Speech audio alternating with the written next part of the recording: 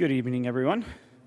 I'd like to call to order the Papillion-La Vista Community Schools Board of Education meeting for January 26, 2026. Section 1, call to order. Item A, please rise for the Pledge of Allegiance.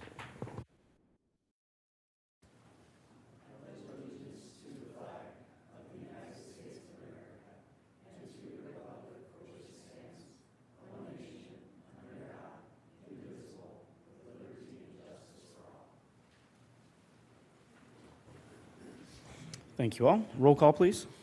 Ms. Butler? Here. Mr. Madler? Here. Mr. Lotus? Here. Ms. Wood? Here. Mr. Bailey? Here. Ms. Witt? Here. All present? All right, moving quickly into Section 2 communications. Item A is our military advisory. I'll welcome up Colonel Mark Russell. Welcome, Colonel. Welcome, Colonel. Good to see you all again. Been a long time. And I know it's end of January, but Happy New Year. Good to be back, and hopefully we don't go on another temporary pause here this week. But it is good to be back, and do appreciate it. The SLOs continue to do a lot of great work in the coordination with your team. Specifically, they met with Dr. Villarreal here recently to talk about impact aid, which was a big topic. Obviously, I think the furlough may have even impacted some of our communication on that. So they're potentially looking to partner with Bellevue, I know, to get after that even more next time, and maybe even educate folks on the importance a little bit more of why we do that and how it benefits both the military members and the school systems. So look forward to their work on that. On top of that, Month of Military Child's coming up fast, right? That'll be in April, and I know the SLOs have provided some ideas to the schools on how we can do that and celebrate that. So looking forward to see what comes of that. And then another new idea for Military Signing Day. So you know how we do the sports signing days. Most schools do that. So something that's a little more military oriented, and I know they've got some ideas on that, but I would imagine folks who are enlisting or even those who may be going to a military school or military academy do something like that. So I'm excited about that. Be pretty cool. And then we have a number of events for our military connected families. So anybody that's a Department of War ID holder can come attend these events on base. So I'll share three of those real quick. One's the Kindergarten Connection Fair, and that'll be on February 12th from 1600 to 1800 or 4 to 6 p.m. The intent for that is to make connections both with our community partners as well as base support agencies, and of course the schools will be there too. I know Papillion-La Vista schools will be at that event. Great opportunity for our members to be able to find out what's available to them and help navigate as their kids get ready to go into kindergarten. All right, also the Autism Awareness Workshop, that'll be a Saturday event on the 21st of February in the morning, 10 to 11. It's exactly that. It's an introduction to autism. So everything from the facts and characteristics associated with ASD, appreciating the strengths and unique challenges that folks with autism have, individuals with autism have, and how to interact with them and their families. So a great thing that our team continues to work on at the MFRC, Military and Family Readiness Center. So looking forward to that event. Third one is a seizure safety workshop. That'll be on Wednesday, February 25th in the afternoon. That's a 2 o'clock to 3 o'clock event. And that one is also pretty much what it says. It's a focus on understanding how to, render first aid in the event of a seizure, obviously extremely important, but also just having increased knowledge and awareness of epilepsy and what that looks like and what that means for those who live with that. So some incredible opportunities for our members, and we look forward to continue to partner with you throughout the year as we move into 2026 here. So any questions for me? No questions, Colonel. Thank you for being here. Yes, sir. Appreciate you bringing up the Military Signing Day. We haven't had an opportunity to discuss that internally. It's certainly something we'll do. One of the things, just so any of our military families or dependents that may be watching, one of the things that we are currently doing already is at both Honors Night at the end of the year as well as the graduation ceremony, we single out not only those individuals who are enlisting in the armed services, but those who have an appointment to one of our nation's service academies. So I think anything we can do to continue to profile and highlight those kids that are going to defend our nation's country is a really wonderful thing. So we appreciate the idea, and we'll certainly keep you posted as we continue that dialogue. Yes, sir. Appreciate you very much. Thank you. All right. Thank you, Colonel. Have a great night. Thank you, Colonel. Moving on to item B of Section 2 Communications, our report section. I'll turn it over to Dr. Rickley for his superintendent's report. Thank you very much, Mr. Lotus, members of the board. Happy cold Monday, everyone. For both the members of the community that are joining us this evening as well as those that may be watching online, thank you for engaging with the Papillion-La Vista Community Schools and your Board of Education.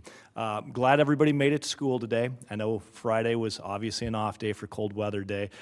We talk about this every single year. With both snow days and cold weather days being fairly frequent, and most frequently in January, February, we don't have hard and fast business rules other than we do consult a number of sources, everyone from area school districts, the National Weather Service, Offutt's Weather Wing. We have a number of professionals that we bring to bear when we make decisions. As a general rule, on cold weather days, generally we're looking for sustained wind chills of negative 25 or less. But the timing depends a great deal. If that's at midnight, that's probably going to be less impactful with our decision making than if it's at 7 to 8 o'clock drop-off time. The other things that we take a look at is there snowfall on the ground? Is there ice on the ground? And frankly, one of the biggest drivers with our decision making when it comes to cold weather days is the availability of our fleet. Our buses are all diesel, they're all stored outside, and for those of you that may have a diesel truck or equipment or have operated those in the past, you know that diesel, even when treated with additives, just doesn't work really well when it reaches certain thresholds. So we'll continue to monitor, we'll do our best. More often than not, we'll err on the side of safety. Often your superintendent blows that, and I'll fully own that. But above all, we just want to make sure people are safe. Wanted to talk a little bit about a really cool event we had last Thursday night at Papillion-La Vista High School. Head of the Monarch Nation, Jason Ryan, is here with us this evening. Thank you for playing host to our Title I event. So this is a federally required event for our 5 Title I buildings. We've just done an incredible job of marketing it to our families. It was 6 to 7:30 at Monarch High last Thursday night. We had a free dinner. We had some learning stations set up. I don't know how many people we had there, but I bet we had 500. We ran out of 500 hot dogs, I believe. 900 was the tally? Okay, so I'm pretty awful at estimating. That is absolutely incredible. I think we had 500 hot dogs, and we ran out of hot dogs early, at which point we raided Mr. Ryan's concession stand. I think we owe you probably a few Kit Kats, Mr. Ryan, so thank you for stepping up. Okay, so don't ask, don't tell, apparently, when it comes to the concession stand. It was an incredible event. It really showcased the best of what made this community and this school district such a special place. Parents, kids, family members, staff members showing up to be supportive for a great event. Also wanted to provide an update to the board. We've been busy in advisory season. Our business elected official advisory, our teacher advisory, and our classified staff advisory met last week. We've talked about a variety of topics, everything from the legislature to strategic planning to school safety. So we're really having some fruitful conversations around that. And also wanted to highlight for the board a couple of individuals. They don't quite rise to the level of board recognition, which to be on the board agenda for board recognition, really the parameters are this. You need to have received some type of state level designation or a national level designation. And we try to do at least one of those a month. But we had 2 individuals that don't strictly speaking meet those criteria, but did some really cool things that, in my opinion, are worthy of a shout-out in the superintendent's report. The first is Arturo Diasis, who's from Papillion-La Vista South High School. He's a Titan NJROTC cadet who was selected for the commander of the Naval Air Force's Flight Academy. He was one of only 14 cadets nationwide. There were 300 applicants, so he's running with some very select company. Arturo will participate in an 8-week immersive program that includes college-level coursework, and it is funded through a Navy scholarship that's valued at approximately $30,000. Arturo, I don't know if you and your family are watching this evening, but your school district is very proud of you. The second individual that I wanted to highlight, really pretty touching story from Maya Wazak, who's at Papillion-La Vista High School. She attends our Health Systems Academy, which is a partnership with CHI Midlands. She's a Monarch student in our Health Systems Academy. She was also recognized by Papillion Fire Chief Rob Gotch for her life-saving efforts. When an HVAC technician experienced a medical emergency while he was working in Maya's home, this was on December 31st, so this was just a few weeks ago, Maya and her mother, Christy, immediately provided life-giving CPR to the HVAC tech who collapsed in their home. As I said, she was recognized at the Papillion City Council, but what a powerful example, not only of the training that Maya received with health systems, who receive, among other things, CPR certifications, but just a quality individual stepping up and saving another human being's life. What a tremendous honor. Maya, same thing. If you, your mom, your family are watching, thank you. On support of the school district, we are very, very proud of your efforts. And with that, Mr. Lotus, I will turn it over to you with one last exception. One last exception. We're here to celebrate a really important thing. For those of you that are here tonight, you may have noticed some bags, you may have noticed some treats.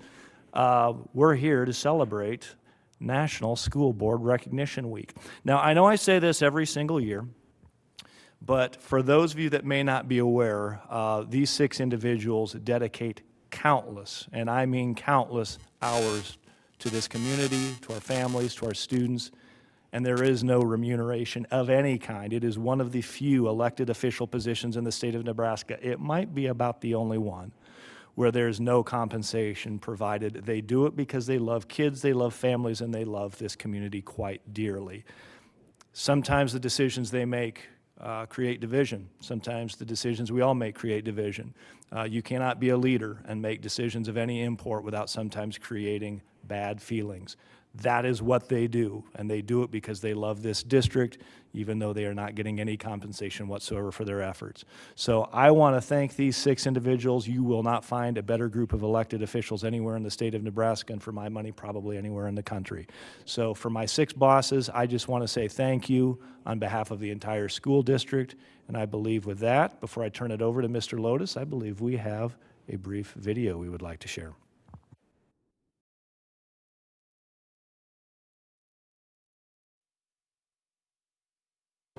My favorite things about school is that I get to be with my friends, I get to see my teacher, and I get to play football at recess with my friends.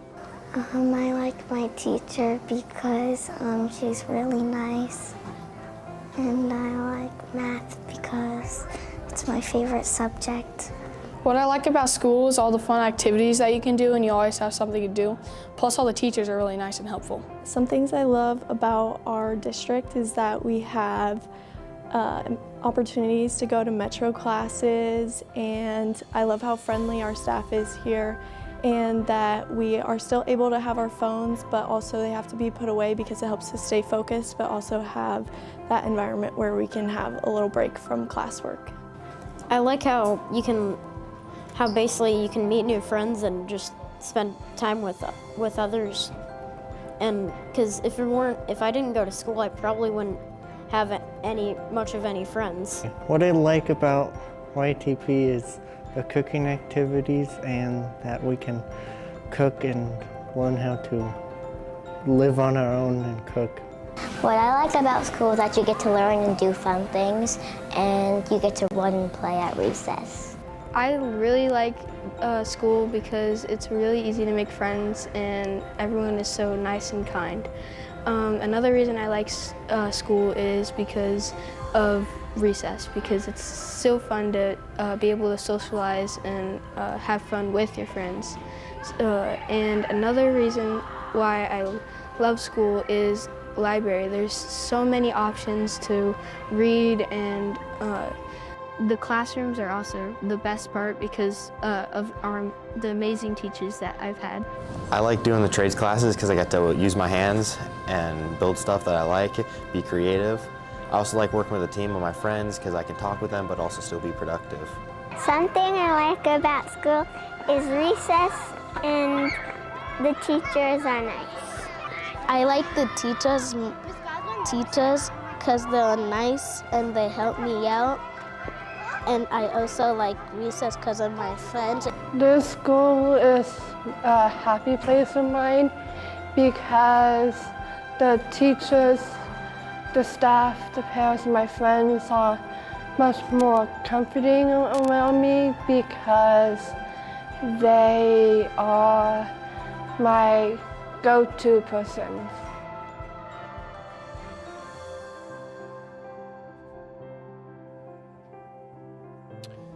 So on behalf of a grateful school district, Mr. Lotus, members of the board, I just want to say thank you for everything you do to make this such a special place. Can we have a round of applause from our Board of Education, please?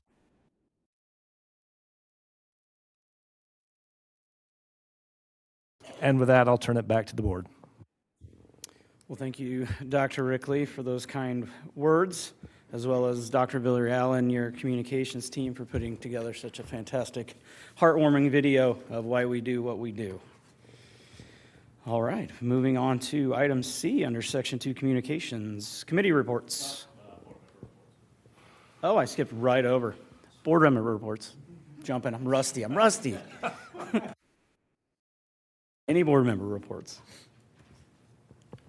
Yeah, I can go ahead and start. So I had the opportunity to go to Walnut Creek for a liaison lunch in mid-January, and a lot of positive discussions with Principal Beisel and her team there. They talked about the successful implementation of the math that we're piloting and how that's going well. They talked about the number of devices that they have and how they feel that they have a good system in place, sufficient numbers, and they appreciate the devices that they have. They think what they have is what they need. Spent a lot of time talking about how they're using planning effectively, and they really appreciate the elementary plan days to help them carry that out. They felt there have been some positive changes in outdoor ed, and that really enjoyed that. They talked a little bit about the importance of relationships at Walnut Creek and how that's a priority to all of them. One of the comments that Principal Beisel made was that they want to teach to the edges.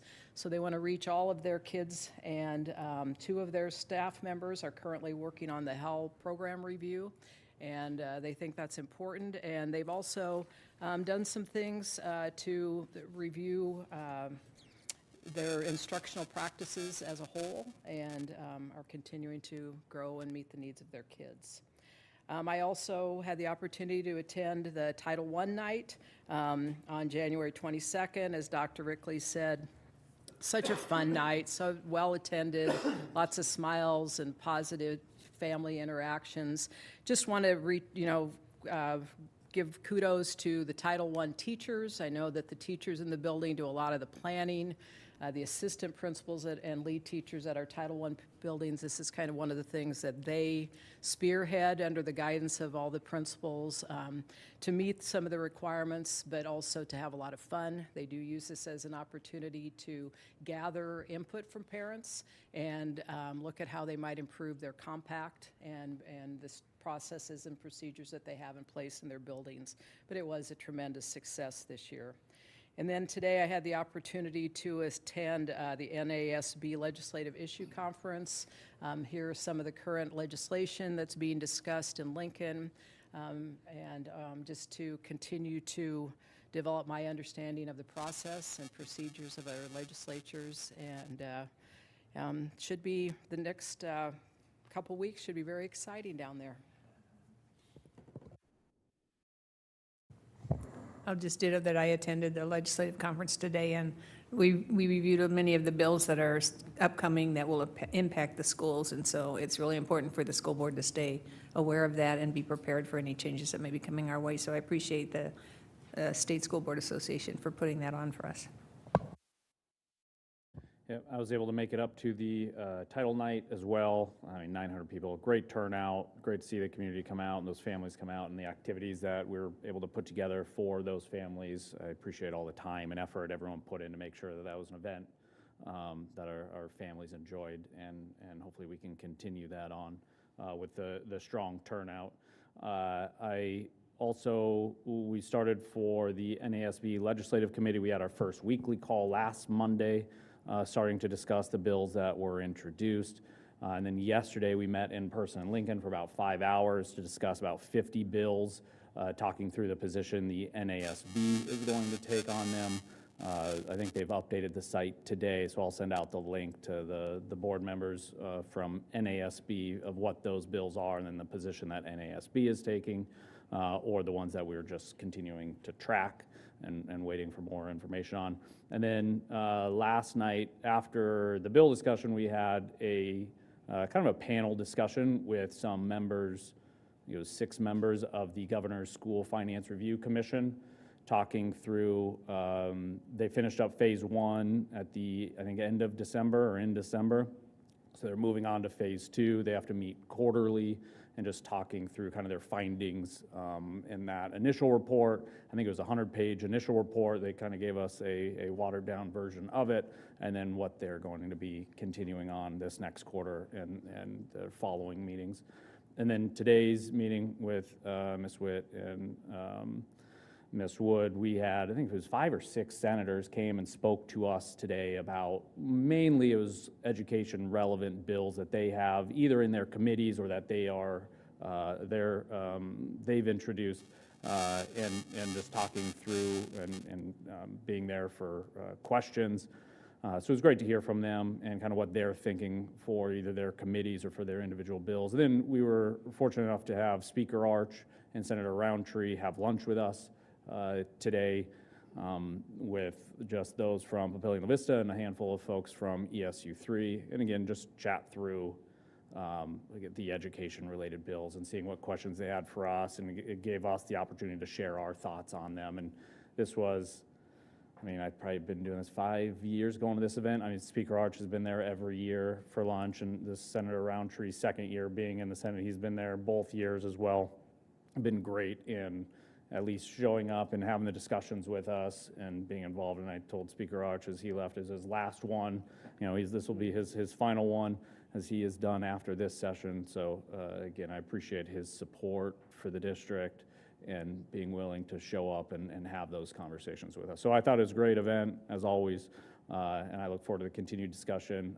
The NASB Legislative Committee, we continue to have the weekly calls in every Monday to track what's advancing. And as we get more information on bills, potentially changing which ones we will support or which ones we'll try to slow down potentially. So, but I'll send those updates out to you all probably tomorrow.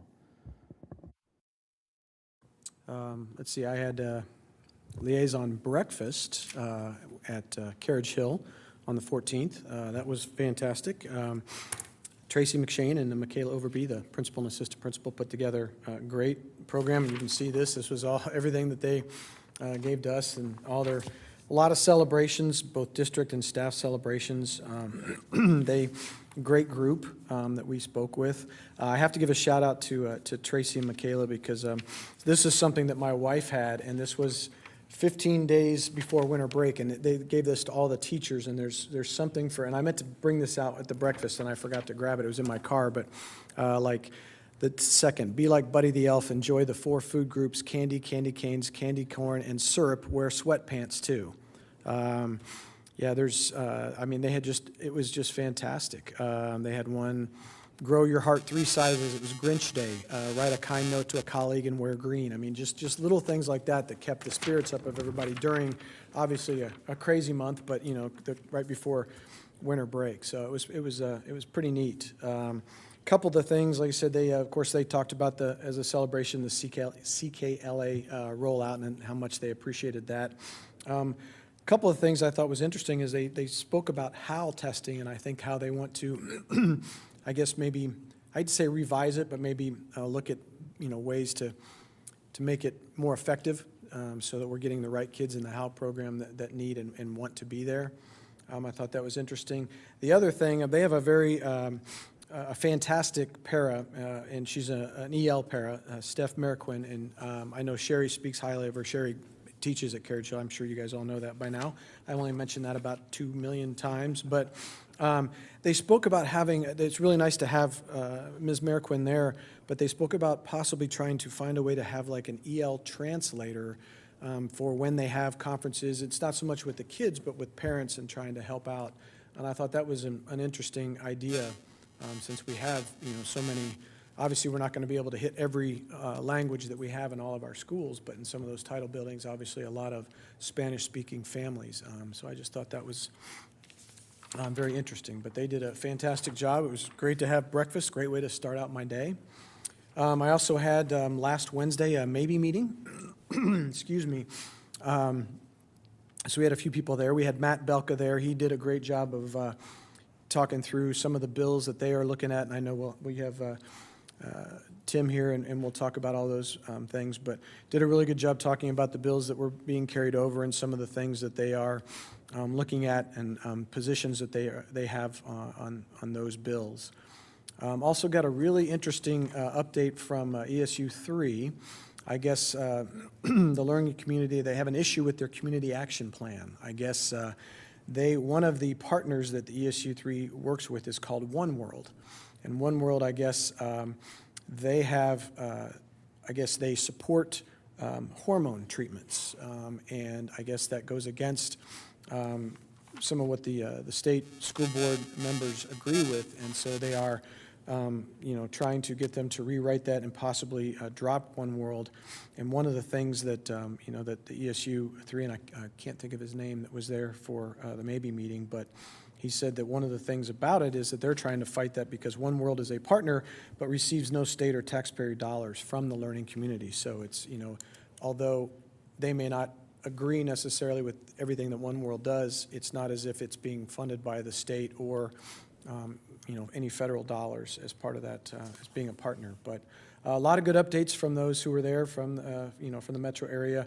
I know Bennington's working hard to get their high school built. It's going well there. And I think, was it Ralston, I think, was, they're working on a bunch of school updates and everything as well. So I think everything's going good. So it was a very productive meeting. Gave them a rundown of everything that we've got going on. And excuse me, frog in my throat. But a fantastic meeting. Thank you. Great, well, I'll wrap it up with another liaison lunch. I had the privilege to kind of step in last minute to go back to my alma mater, which is always exciting for me at G. Stanley Hall. Love being a proud product of G. Stanley Hall in a Title I building. And so, and just to start off my story, some of them were remotely there shortly after I would have moved on. But I was explaining to them, those of you who've been around the district a long time, G. Stanley Hall used to have like a 4-story tire tower in the back of the playground. Just amazingly how much fun we had with it, and then shockingly now in a role like this where you're like, wow, what a liability we had. No wonder it came down before we got. So I'm going to try to find some pictures so they can have an archive of what the tire tower was. Proof of the tire. We do. So Ms. Boyer and Ms. Thompson, the principal and assistant principal, again, as most board members have said, they put together a fantastic agenda. And I know I've said it before, but I really like that we pivoted last couple years ago with the format of our liaison lunches. Instead of rotating a lot of staff through about every 7-8 minutes, and then we just ended up talking about the same things and repeating. We now, they put together a good group of staff that's a good cross-section of the teachers, paras, special education, primary, kindergarten, preschool. So really engaging conversation that hits all areas. As many have said tonight, they really celebrated the CKLA. I learned something new with the 6th grade group. They do something now that is called HMH. I had not heard that term or acronym, so that was definitely something new. Their 4th and 5th grade are piloting the new math curriculum, and one of the bigger celebrations is some plans they have around unified sports. They've got a great group and a great leader that's kind of organizing their unified sports activities, and they're really excited for how they can grow that program in the future. They gave a great thank you to the board as well as the HR team for continuing the elementary planning days, as well as that kind of day back at the start of the new semester to kind of get raring to go and have time to breathe before the students return. One thing unique, maybe not unique to every school, but definitely different, is their PTO. They call it the Hawk Nest. And it's primarily driven by the staff themselves. When they have parent volunteers needed, there's plenty to volunteer, but with so many different kind of committees and projects and different things that they want to do, the staff really engage and jump in, and they have great things going from their PTO, the Hawk Nest. Some challenges as we hear, at most of our liaison lunches is, open positions, especially para positions. I'll steal Ms. Witt's thunder and give the shout out to if you're looking for a position within the district. Do we have any walk-in Wednesdays coming up, Dr. Settles?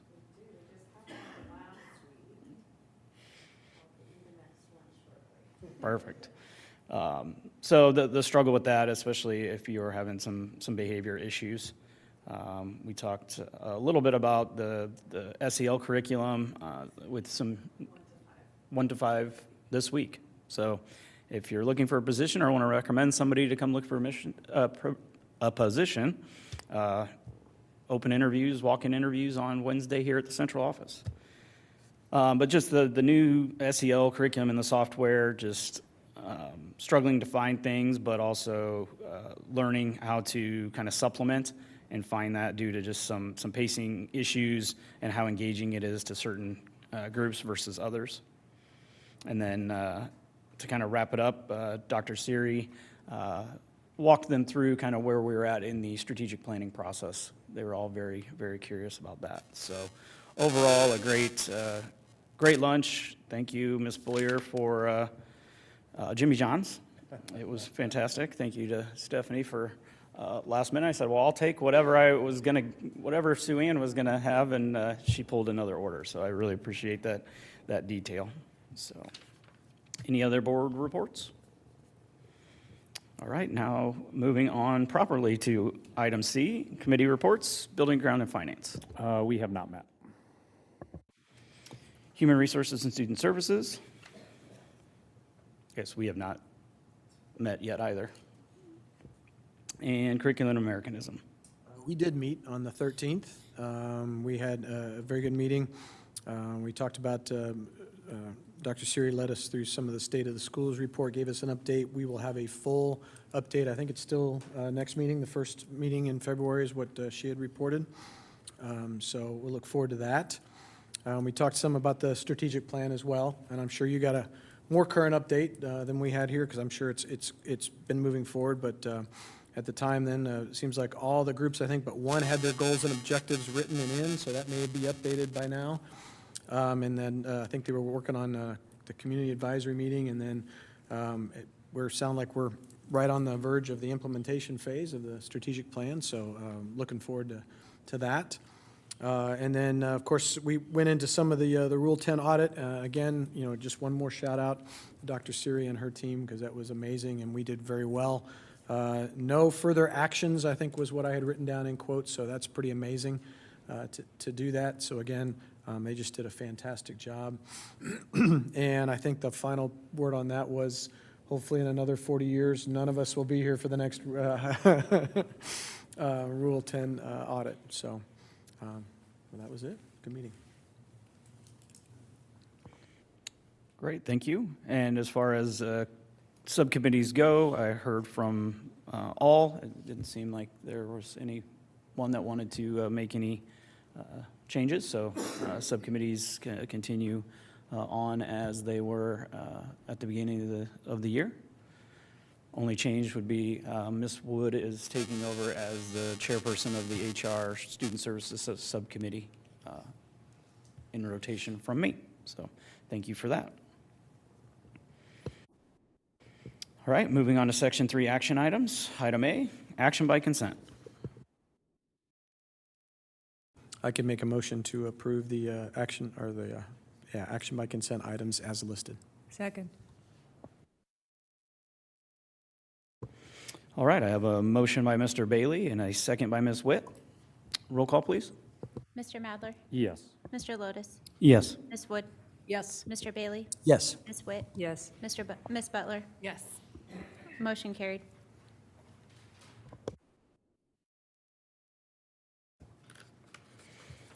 All right, moving on to item B, our teacher contract agreements. This is part of goal number 3. I'll turn it over to Dr. Settles. Yep, thank you so much. I am noticing, I think this is not the correct summary sheet that is in here, because this was to be on approval for tonight. So I'm afraid we might have got that switched around and the wrong one in there. But nothing has changed since we last discussed this. It's a 2-year agreement with the taking the base an increase of a total of $800 over 2 years. That would mean in year one, it's a 3.5% package increase, $41,325, and in year two, another $225 base increase at $41,550, meaning a 3.49% as of what we know right now for year two. So I'm not sure what we want to do with that. If you have any discussion. Okay, thank you. Yeah, I'll make the motion to approve the teacher master contract for 2026-27 and 2027-28 as presented. Second.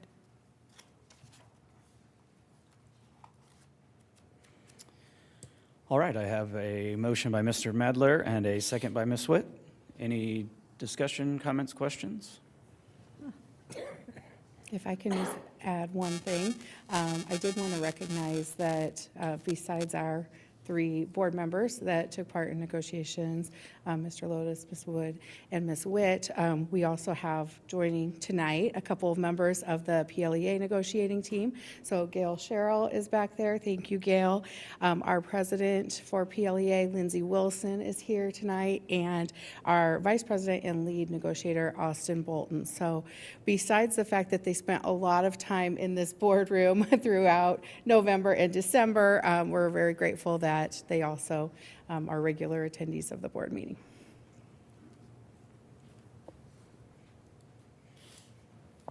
All right, roll call, please. Mr. Lotus? Yes. Ms. Wood? Yes. Mr. Bailey? Yes. Ms. Witt? Yes. Ms. Butler? Yes. Mr. Madler? Yes. Motion carried.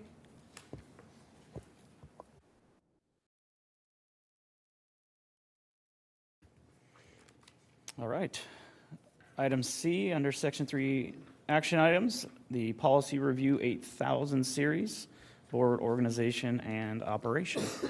Dr. Settles. Thank you. This is one that you've seen a couple of times, including dating back to your board retreat back in the fall when you discussed that a group was going to work on some revisions that needed to be made. So that's happened. It's gone before subcommittee. It came back before you in August and November.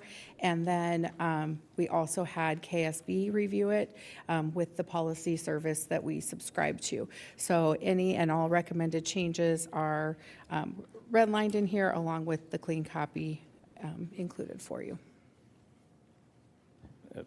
Yeah, thanks for, this is a large number of policies that needed to be reworked, so I appreciate the team working on it. I do have one question that I wonder if we need to change the language, and it's 8004, so it's just on page, it's like the next page. Individual members. It says a board member, Papillion La Vista Community Schools of Education, is anyone duly elected according to the state law who has taken the oath of office on the designated day. I read that and like Lisa Wood would not be a board member with how that is written because she didn't get elected, we appointed her in her role. So I wonder if there's a way to adjust that language. Yeah, I don't know. You can make a motion. I don't know the best way to adjust the language, I guess I'm saying. It might be to strike the pieces after the comma, after law. I would strike it after oath of office, who has taken the oath of office. Yeah, I didn't know if that would be if the term duly elected means like in the election, or if we elected a board member to it. It could mean duly elected or appointed and has taken the oath of office.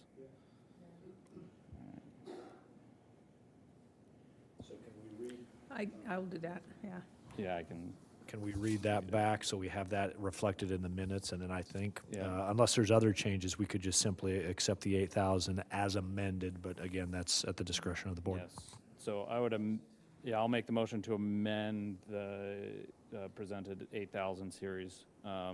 The 8004 policy to be a board member of the Papillion La Vista Community Schools Board of Education is anyone duly elected or appointed according to Nebraska state law and who has taken the oath of office. I'll second.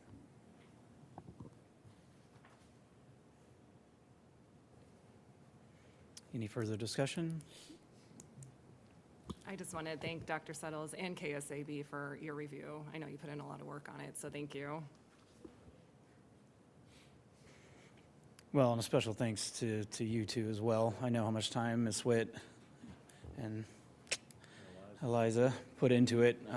Very, very detailed, thorough review. We've kind of wanted to make some reorganization and some changes for a while now, and to just find the time and put in the effort. So, Ms. Butler, Ms. Witt, much appreciated.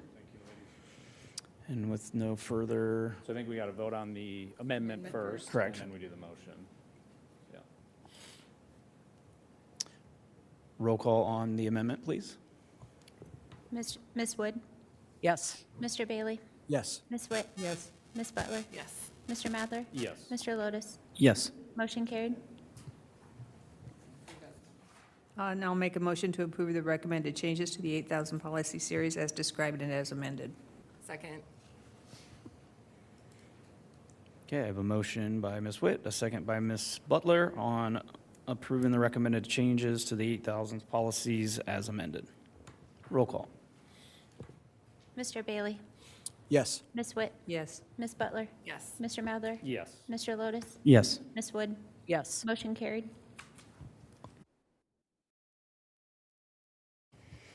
All right, thank you all for the discussion and thorough review. Item D, under Section 3 action items, the Springfield-Platteview interlocal boundary agreement. Over to you, Mr. Richards. Thank you, Mr. Lotus. Good evening, everyone. Tonight, we'll have for action the recommended continuation, really, of a boundary agreement with Springfield-Platteview Community Schools. We've had a similar agreement in place for the last 10 years that allows the transfer of district boundaries between 60th Street and 128th Street, and then north of Capehart Road for undeveloped land that a developer is developing and would like to have it go into the Papillion La Vista Community Schools District. We kind of went over that on the last meeting with the maps and all, and I'd be happy to answer any questions you might have since the last meeting. Otherwise, we'd recommend approval of this agreement as presented.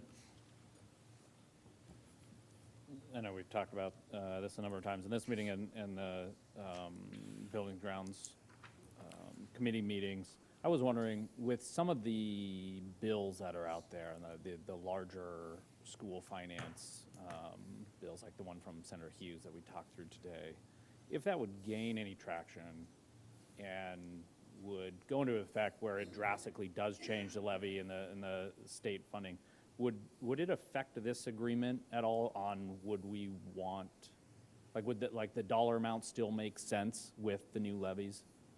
I would say that the agreement would stay intact unless both boards would want to revisit it and make any changes to that. But yeah, because really the cost that Springfield Platteview is charging for the transfer of land comes from lost taxes on that particular land. So it's more based on that than any tax levy, if that makes any sense. So they get, basically they're back before the learning community, when Papillion La Vista would take over somebody's land in Springfield, you get about 10 years of taxes that Papillion would pay Springfield. So with the common levy and the learning community coming in, they changed the law to where the boards had to agree on the swapping of land. So Springfield Platteview came up with that price based on lost taxes for the future, if that makes any sense. And if that does drastically change, you think these numbers would still be relevant in here? I think they would be, because that would be the property taxes lost in an 80-acre parcel, for example, are going to be similar to what they're charging back for us to transfer it over. Gotcha. So it really wouldn't have much effect on the overall funding of what they get through the levy of the general fund, for example. Okay. And I know we don't pay it, the developers pay it. So. Yes, correct. All right, thanks.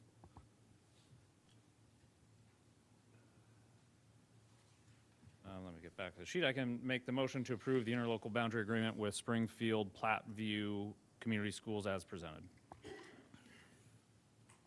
Second.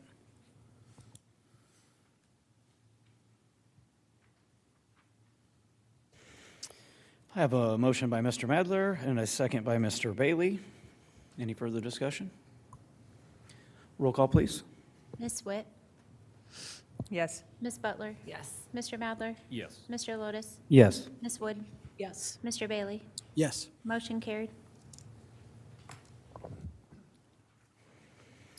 All right, staying with Mr. Richards, the last item under Section 3 action items, the 2024-25 audit report, acknowledgement discussion. Thank you, Mr. Lotus, once again. Just kind of some highlights of the audit report for 2024-25.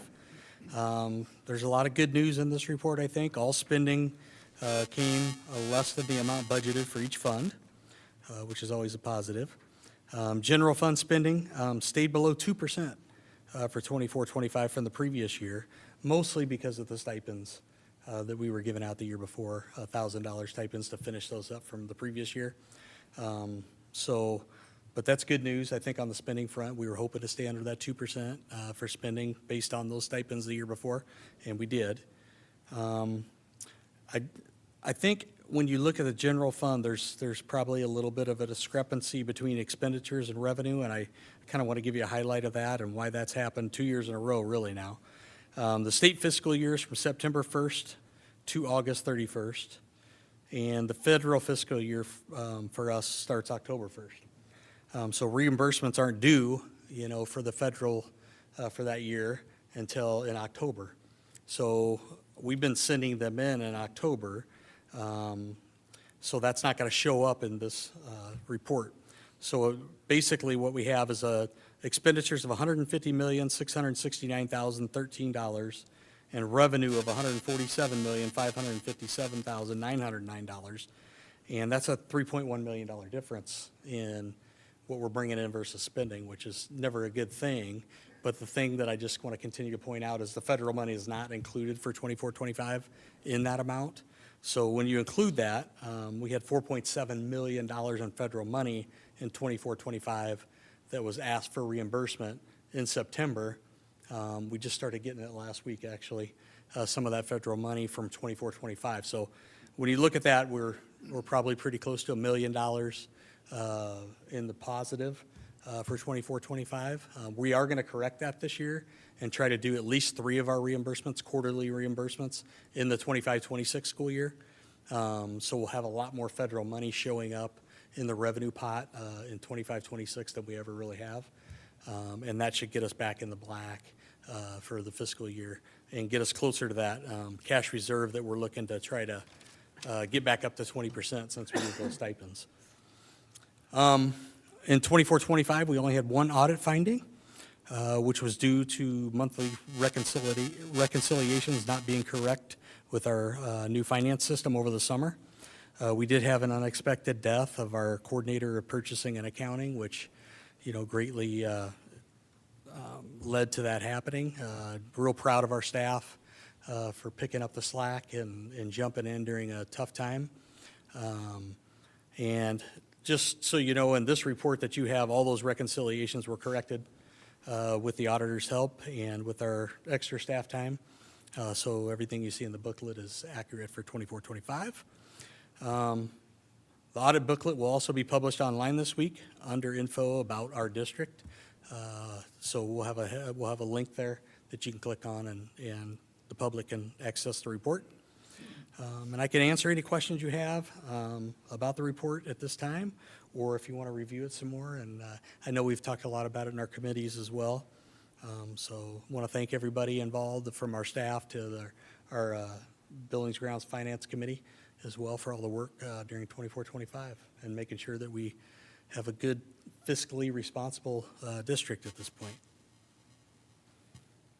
I want to thank you and the team for when working with the auditors, making when there's that much money going through the system and you're dealing with government accounting and the complexities with reporting and how you have to handle the different systems, I appreciate the time and the effort that you and the team have put into it to ensure that we can have a clean audit. I also understand the issues of working through a new system. Hopefully those bugs continue to get worked out and we can either move forward with it or move back to the old one if needed, so it's less pain for you and the team. I did have a question on that federal funding. So we will expect to have then the 2 years of federal funding show up in 25-26, our 25-26 fiscal year. So this fiscal year will look much better than in reality what it is, because we'll have the missing from last year and this year's on top of it. Is that Correct. right? And really we'll have 1 3/4 of our money in the federal money in this fiscal year. So I don't know if we'll get that last reimbursement in before the end of August to count towards 25-26, but we'll at least have 3 reimbursement installments in during this fiscal year. So that'll really help. Yeah, okay, thanks.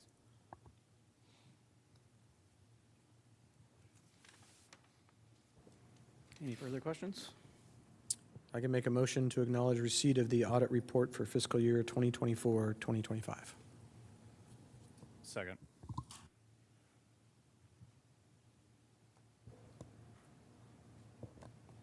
All right, I have a motion to acknowledge from Mr. Bailey and a second by Mr. Madler. Roll call, please. Ms. Butler? Yes. Mr. Mather? Yes. Mr. Lotus? Yes. Ms. Wood? Yes. Mr. Bailey? Yes. Ms. Witt? Yes. Motion carried. All right, thank you all, and thanks again to Mr. Richards and his team. As someone that goes through many audits myself every year, I know how much time and effort and pain and misery it takes to produce all the required documents to meet the federal standards for completing the audit, and I know how complicated government accounting can be, so it's a heavy lifting, so I know you're glad and your team's glad it's done. And I appreciate the auditors being willing to have thoughtful conversations on a couple other, what they thought were findings, which I would have, as the former auditor in the room, I would have had a little further discussions if needed on their interpretation of that standard, but I'm glad we got to the right place. So again, thanks again. All right. That concludes Section 3 action items. Moving on to Section 4, discussion and information items. Our legislative update, the first of the session, Mr. Tim Gay. Welcome, sir. And as Mr. Gay is approaching the podium, I was remiss during the recognition section of the superintendent's report in not calling out our own Tim and Tony Gay, who were recently honored for their significant contributions to the state, to the community, when they were honored by the Midlands Community Foundation as their couple of the year. So, Tim, just can't think of anybody better than you and Tony, so congratulations. Thank you. Thank you. Appreciate that. And I'll pass that on to my better half, because that's anyway. First of all, I was our office is in the Cornhusker, and I went to the back of the NASB conference today for about an hour listening in. So I might bore you with some of the stuff I've got too that you've already heard. But earlier you said it's school board week. That was very impressive. I think 250, 300 people, school board members, were there from all across the state. So I wondered, what's going on this morning here? Because it was packed in the parking lot. But anyway, thank you all for going, and that is quite a testament to all the school board members, and I know we had a good turnout on that too. So if I cover some of the things that have been covered, I apologize, but we all have different takes and spins on these things, right? It takes a village to kind of figure out these bills. But I want to start out a little bit with the legislative session. It's a short session, and we're going to end, maybe April 17th, maybe earlier. Just depends on what the speaker wants to do. They've got a huge budget problem that I'm sure you probably all heard about today. Anywhere from $471 million to could be up to $500 and some million by the end of February. So they're just going like crazy all through February. Between now and all through February is going to be hearings going on. Education only meets Mondays and Tuesdays, so they have a lot of hearings every day, 5, 6. This is nothing normal, but that should probably be a 3-day committee, but whatever. So they're going to be grinding through it all through the 27th, and the speaker said, let's be done with it. Right after that, they're going to go into March. The Appropriations Committee is meeting, so March 6th, the Appropriations Committee has to come out with a budget as well. They take the governor's budget and their own budget, and they say, here's what we want to do. It may look exactly like the governor's budget, it may look different, but anyway, that'd be March 6th. So then for 2 weeks, they've got that they need to get done by day 50, which my eyes aren't that great, but it's close to the middle of end of March. But anyway, they need to get this budget done. So there's going to be a lot of talk on that. I'm sure you've heard about today. So those are just, standard things they have to get done, and that's just takes a lot of time. So I should have just went ahead. 545 bills have been introduced, 12 constitutional amendments, which we'll talk about some of those. We have the elections going on, so some of these bills, 14 of our incumbents, including Speaker Arch, who's done a great job. He's in his last year. And then 10 districts for re-election. I don't know how many are going to have opponents or whatever. So there's a lot of anxiety on those kind of things, too, going on with some of the bills and the votes and those kind of things. So do want to get into the committee. The committee has stayed the same. This is no change from last year, which is probably a good thing because there's just a lot of changes. The senator that had to leave, he wasn't on the committee. The new one is a great guy coming in. But anyway, Senator Merman's in his last year. I know Senator Hughes spoke to you today at the school board conference. She most likely will be reelected, and I don't even know if she has an opponent, but she'll most likely get reelected and could be the education chair. She's got a lot of things going on. Senator Hunt will be gone, and the rest are all should be. Senator Merman is in his last year as well, so they should all be coming back, the rest of them. Whether they stay on that committee or not, who knows, but we'll see next year. So some of the bills we've been following, and again, if we're repetitive on this, apologize. 653 was just heard on the floor. It's carryover from last year. Like they probably told you, there was an amendment 1071 that kind of loosened this thing up. So it won't be as bad going into. It's going on a select file. There's a big filibuster on it. They moved it to select file, second round of debate. There's still going to be people pushing back on this bill, I think, coming up on select file. They said it's like the old, let's work it out, move it ahead, and we'll talk about it later to save time. So anyway, that will be happening here probably in a couple weeks when they get to that. So on that bill, the amendment, let me pull that up. The amendment passed 30 to 6. So those 6, Senator McKinney, Senator Spivey, and a few others will come back. Has some option enrollment things on there, suspension issues, things like that. So there's still a fight ahead on that. I've talked to Brett and Andy all the time on this bill, so we are following that. 937 is just a regular committee bill. We're looking through that to make sure, it's nothing. Sometimes they say, oh, this is just a regular committee bill, cleanup bill. But when you look at it, it's not. Could be big changes. So we're looking at that. Tomorrow is actually tomorrow. You got to have Merman. You got some different things on special services. You've got one on the communism coming. That's going to be an interesting one. So that's coming up here soon. This one, 1050, retention is going to be, I assume you talked about this, that if you're not reading by 4th grade, you cannot go to 5th grade. That's what it generally looks like. But either way, that one is going to be at the request of the governor. Usually that sounds like, oh man, it's a big deal. It kind of is. You'll have the governor's support, but you still got to get it through committee and all the things. So to me, unless it's a budget thing, I respect the governor, of course we all do, but it doesn't mean that much. There's another one, the suspension one.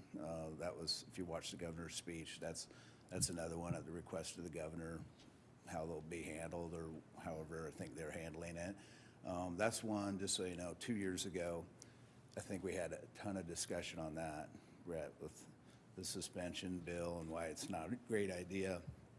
The only why part of that's coming back. A lot of people in rural Nebraska started saying, hey, wait, this is wrong. So this is really was kind of it's an interesting turnaround, I guess.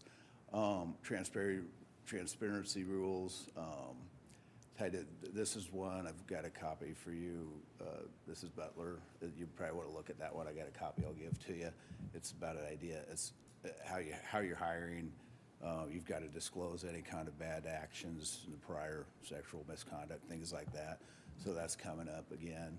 And when they say referred, it's just sent to the committee. It's not they're having a hearing. 1243 we pointed out because you can be part-time, no hours, and participate in their extracurricular activities is the way we're reading that. So that one is probably draws attention. Whereas like, how does that work? You know, if they're not really going to the school, how's that going to work? So that one is interesting. Tim, before you move on, 1050 I know is one that caught a lot of people's attention. Ask Dr. Siri to put together a letter outlining some of the concerns that we have. We'll share that not only with Tim, I don't think I've sent that over to you yet, but we'll share that with the Board of Education so you can kind of see the school district's concerns about 1050 specifically. It's modeled after several other states have gone down this road in the past, most recently the great state of Mississippi. Not sure that's a model that we want to be emulating at this point, which is why we're going to outline some concerns and share that. Yep. Which happens a lot. They go to a conference, come back with a bill. Some of those are good or bad, but this one here we put on here, of course, it's bonding. This is the Senator Holcroft again on bonding. They don't like special elections. They don't like bonding elections in general. This is an odd one I've never seen before. 55% majority vote, or people voting to get out, and it has to pass by a certain percent. Anyway, the Associated General Contractors are heavily opposed to this, which helped last time too, because Senator Von Gillerin is like, this makes no sense. I don't know if it goes anywhere, but it's super important that it doesn't probably. So the learning community one that they talked about, that was just allowed the learning community some more flexibility with their funding that they have. Senator Anderson, when I saw that one, I don't know how he got that bill, but it's supportive. People are supporting that. This one, LB 990 is coming. This is signed on by 14 senators, Dover's bill, and just we're kind of watching it. Instead of this school, it has 14 senators, and of those senators, Senator Roundtree, Senator Sanders, Anderson, and Holcroft, all in this Sarpy County area, signed on to this bill. Speaker Arch doesn't sign on to hardly any bills just because he has to kind of be the referee. But I thought that was kind of interesting. But it takes away money from the school property tax relief fund, and it creates the Live Here, Thrive Here bill. So I don't know how this is going to work. I think if you got to live here and have a residence, maybe not a business, and who knows, which I agree. So we're not sending tax money to somebody who's an absent landowner. I don't even know legally if you can do this, but whatever. It has, like I say, it has a lot of senators signed on to it. Sounds interesting. And then Senator Hughes's bill, you probably had a lot of discussion on this. Maybe you didn't. I know she spoke to you today, so I don't want to screw this up too much, but the way I'm reading it is, you know, this is her funding bill. She's been kind of going there a little bit with the Education Future Fund, they call it. The thing, at the end of the bill, how they fund it, there's just a bunch of blanks in there. Like, this is supposed to come from the property, from their general funds. Well, the general funds are the thing that are $500 million in the hole right now. So, and going on next 2 years, it's $1 billion in the red. So I just don't see how this comes, but they have the funding program that they're looking at. So I don't know if this is just for discussion. I can't see them doing this heavy lift this year, but these are some classic ones that always come, just an awareness thing. Reducing the ag valuation. It's already at 75%, you know, is what ag pays. They want to lower it to half that. So the fiscal note on this is going to be $500, $700 million they're going to lose out. So that won't go anywhere. Same thing with Brant, just this awareness thing. It's a lid on all political subdivisions to 2% plus growth, your real growth. So again, I thought there'd be more lid bills, but that's what I saw. Senator Clements is an interesting one we're looking at. I don't know if it raises these taxes, we're looking at it, raises motor vehicle taxes, but to me it looks like it shifts taxes and gives some to the county, cities, schools, whatever. But on that one, I think you get most of these taxes, the schools, so you could lose money on this, is the way I'm kind of reading it. But we'll be coming down the road too. And then a big one here, LR 292CA is constitutional amendment to limit all valuations. And this was put in last year by Senator Clements and Senator Kauth. This is his priority bill, which I'll talk about that in 1 second. Again, it means something, but this would be a big cap for all political subdivisions. It's like a Prop 13 out in California. He does have it's better written than the last time, but still, this would be a massive, massive change. So these are ones I noticed today too, when I picked up a copy of I like this, Threading a Moving Needle was their theme. But I kind of looked through their bills that they kind of ran by, and they had 65 bills, and I always wondered, are we like opposed, are we too negative or whatever? But I don't think we are, because of those 65 bills, they're saying they opposed so far 21% or 32% of them. They only supported 10, which is like 15%, and the rest are just monitoring or no position, so 52%. So yeah, most of these bills, again, we oppose, and it sounds like you beat the drum and negative and all that, but that's unfortunately the way it is. People introduce a lot of bills just because they can introduce the bills. There's no limits. So, and then our summaries that we send to Dr. Rickley and Richards are a little boring, but they got the same thing, all the bills in there. We then kind of look at, I talked to Colby and John Spatz and others, and then we all get together and say, is that way? Yeah, is that way we're reading it? And it's just, by the time you get to the hearing, most people have it worked out. But, I mean, I know this is hard to say, but this is how it's working. Everyone looks at these things. People will get people to testify in favor or opposed, and then there'll be some public people coming in as well. And then when I was there on Senator Roundtree's 653, deals with individual education plans, and it's a very complex bill that he introduced. Who was it from Papillion came in, your special ed? Huh? Yes, she did a phenomenal job, just so you know. It's a tough subject. I mean, it's very complex, tough subject. Handled it very professionally, and I gotta say, as faith in government, Senator Roundtree turned around and thanked her for being so professional, and we'll work on it. We don't disagree, but he wants to work on it too. There's a lot of work it needs. But I thought that was pretty cool to see that professional people were handling a very tough issue. So kudos to her and your staff.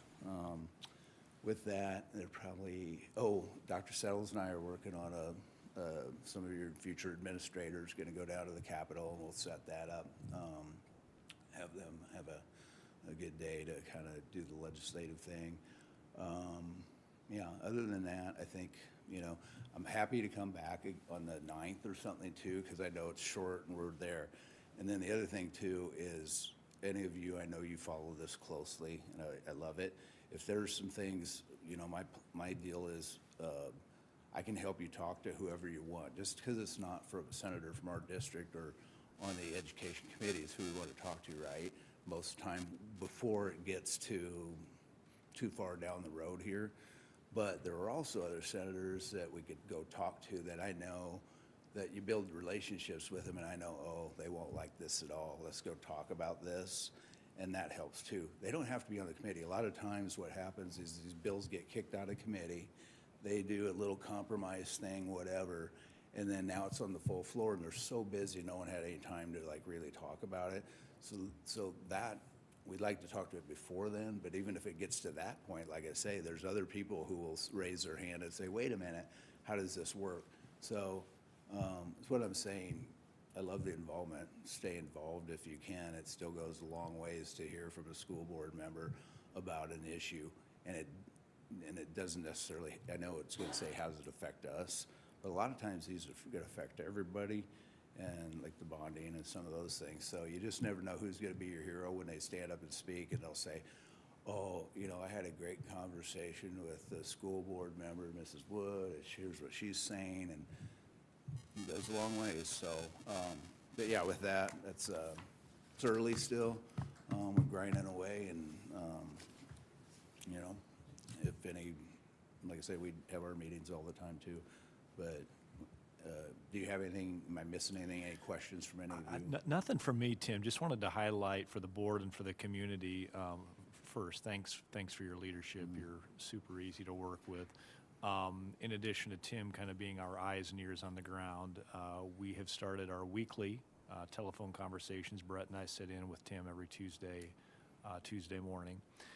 In addition to that, Brett and I typically attend the GNSA legislative briefings. Those are once a month in Lincoln. In addition to those face-to-face meetings, there's every Friday GNSA legislative briefing too.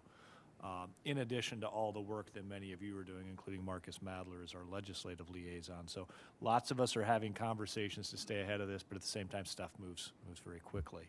So please keep us posted, board members, if there's something specifically that catches your eye. And Tim, I think typically what we've done, obviously bill introduction is over. I think we've tried to have you come back once bills have been prioritized, and we start to kind of get a sense of, okay, 540 bills isn't probably what we need to be tracking, but maybe 20 or 30 bills, for example.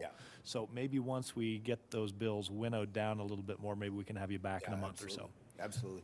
And not to ramble on, but two things I did forget. One is a Senator priority bill. Speaker Arches said we're only going to listen to priority bills. Now we're in I call it a scary time, because they're talking about issues, a little carryover. They got to keep themselves busy in the morning, and they're hearing all these bills. Now the bills will start coming out sooner or later, and they'll go to this year's kind of hot topics. But of 49 senators all having a priority bill, 49 bills won't even, you're not going to get heard. If your priority bill is some fantastical idea, it may not even get scheduled, may not even get out of committee. So when this budget is going to go on, I think, and because there's $500 million worth of cuts is suggested. So that's a big deal that it won't all get heard. Yeah, I know. Say sometimes we hear all these things and it's like, oh, I heard this, I heard that.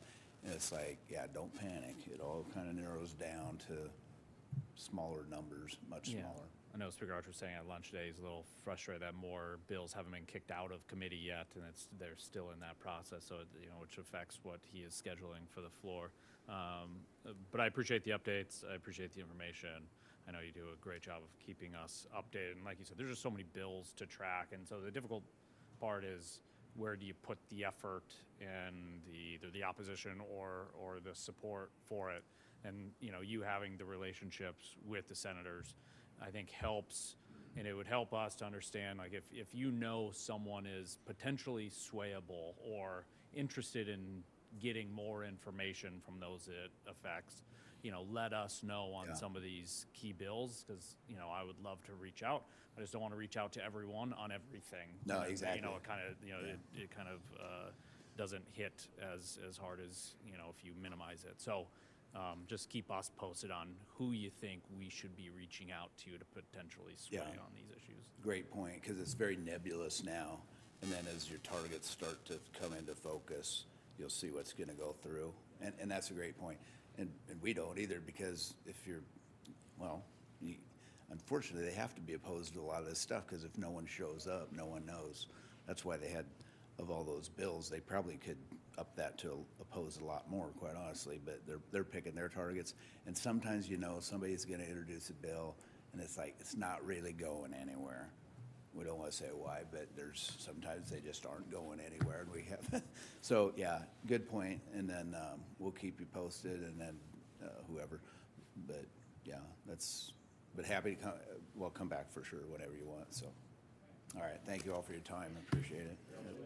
Can you clarify, Dr. Rickley, so on 1050, are we going to be testifying, or is there, what will our process, because I do think that 1050 is very much one that we want to be on top of. Yeah, thank you very much for that, Ms. Wood. Could I defer to Dr. Siri? She presented a letter to us. I think the plan is to submit a letter rather than to provide testimony, but Dr. Siri, I don't want to put any words in your mouth. Could you Yes, respond to that, so please? I worked on a letter over the weekend that includes. Sorry, can you just say what 1050 is for people? Oh, I apologize. Sorry. It's the addition to the current reading literacy law with the addition that third graders would be retained if they were not proficient at the end of their third grade year. So, yeah, I wrote a letter that captures what best practice and the research says about retention. And I also included what we are currently doing, what our process is, and basically how it's already being done through the reading law. Our kindergarten through third grades taking an assessment 3 times a year. If they're not proficient at any one of those points, we're putting them on an individual intervention plan and providing interventions, and we're monitoring that. So today in Cabinet, I shared the letter, we talked through it, and Brett's going to take it down tomorrow and present it. I also have been in contact with several of my curriculum friends across the state, and I think there will be lots of letters that are being submitted. So as of right now, that's the plan. And I shared that with you just a few minutes ago when Dr. Rickley said. So. Yep, thank you.